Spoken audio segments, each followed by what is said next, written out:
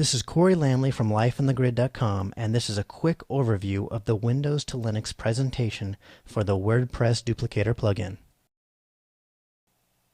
In this video, I'm going to be demonstrating how to take a WordPress application that's located on a Windows operating system and moving it up to a Linux Mac operating system that's located on a completely different server. I'm going to be using the WordPress Duplicator plugin to demonstrate this process. And if I go over a subject a little bit too fast or glean over topics that you don't quite know about, if you stay tuned to the end of the video, I'll give you a link that will cover all of this in detail and give you more information about all these topics. So let's go ahead and get started. As you can see, I have a website, my current website, that I want to go ahead and push from my Windows OS up to my hosting provider, which is on a Linux box, Linux CentOS system. And the way that I'm going to do this is with the Duplicator plugin. So what I want to do is go over into my WordPress administrator, jump over to the Duplicator. I'm going to create a package, which I've already done here. I'm going to download this package and the installer to a temp drive on my current local host. And then I'm going to open up an FTP program like FileZilla, and then I'm going to transfer both of these files over, which I've already done just to speed up the demonstration of this video. But before we actually move on to the next step, I want to let you know that this press directory, which is the root of where we want to install stuff, needs to be very clean. There shouldn't be any directories, any files, no .htaccess files. It's the best way for the Duplicator to work, and there won't be any conflicts. So just make sure that this directory is nice and clean. So once those files have been FTP'd, you can browse to that install file, the install.php file that's on the new server. And you're going to want to go ahead and enter in all the parameters for the installer. In this case, we are going to go ahead and enter in the database, the user name and password. And we want to make sure that this allow table removal is checked. This is the only way that the Duplicator works, and what it does is it removes all the tables from the current database you're connecting to. So if that database for some reason is something that you need to make sure that you have a complete backup, which we warn you about down here, and just make sure that you have all your databases backed up, all your files, everything backed up when you're first using this tool until you get used to it. Now there is also another checkbox called the Allow Database Creation. Now this isn't going to work on 95% of most hosting providers because they don't allow you to create the database on the fly. This will actually work on a local host system, but not for a hosted provider. So what we want to do is go ahead and test this connection, and it looks like it's valid, and we're ready to move on to the next step in the process. We're going to go ahead and click the install, then click the OK button to confirm that this is what we want to do. Now when I click OK, we're going to get a permission denied error, and this is okay because I want to demonstrate how to make sure that the root WordPress directory has the correct permissions that you need. So go ahead and click OK, and you see this is the permission denied error that we get. So we want to go ahead and open up a shell, and if you're not familiar with shell, I'll show you how to do this with another tool. And you're going to want to go ahead and change the permissions of your root directory to full access here.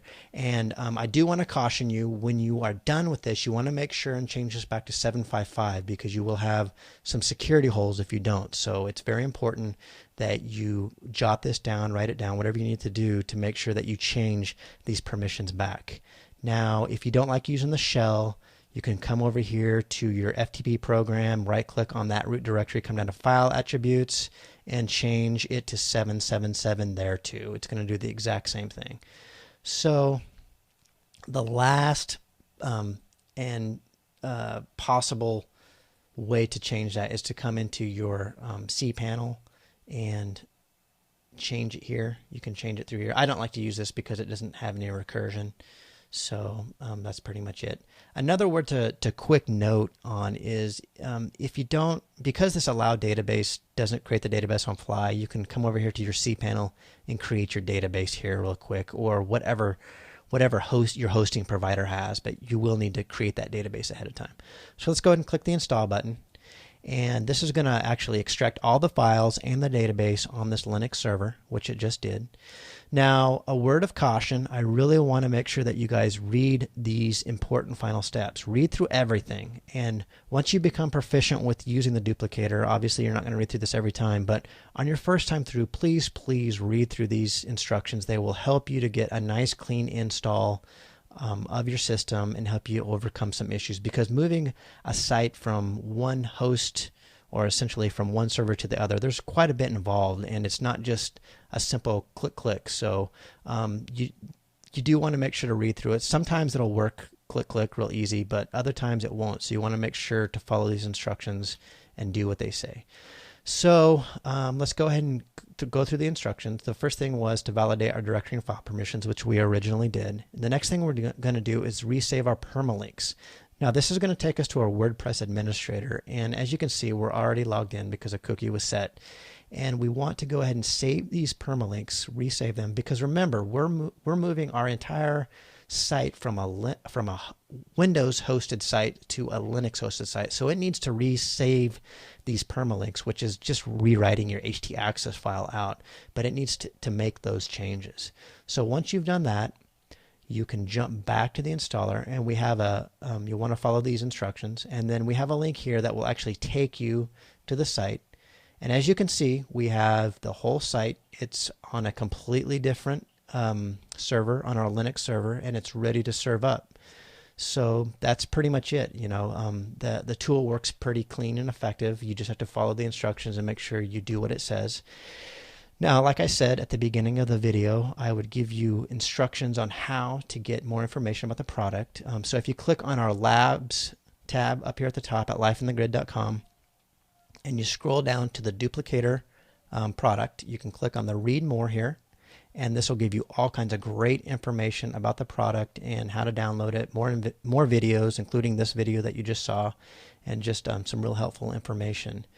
So that is it for the WordPress Duplicator plugin, taking a site from a Windows to a Linux OS. And I really hope you guys enjoyed this, and I really hope that it helps you out. And don't forget to visit us on lifeinthegrid.com, and have a great day. Take care.